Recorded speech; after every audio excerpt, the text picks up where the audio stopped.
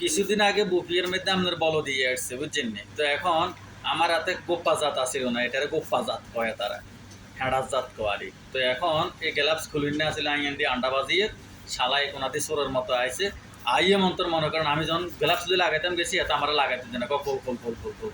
এরপরে আমার হাতে এমনি করে রায় ছবি তুলি মনে করেন গারামাদি দিছে। তো দিত পরে আল্লাহর কি খেলা, কপিলও আইছে, কপিলকে থাক দিচ্ছে, এতে ভুল করছে, পরবর্তীতে ভুল যদি আবার এতে গ্লাভস লাগাতেও দিস। তো বলো দিয়ে মেলুনে ক ঠিক আছে আচ্ছা আয় দিতেন না।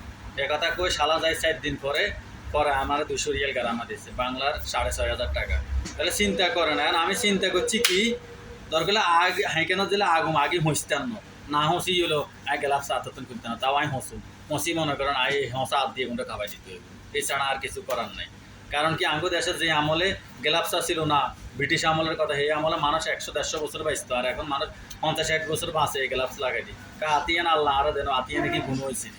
আঙ্গো দেশে মাথার মধ্যে গামছা বাঁধি দিয়ে মানুষে খানা পরিবেশন করে দিতেছে, গাম হরে যে একটা ভাই কোনো কথা নেই বার্তা নেই। আর এই দেশে গ্লাভসের জন্য আমারে কাম করে দিছে গোটা।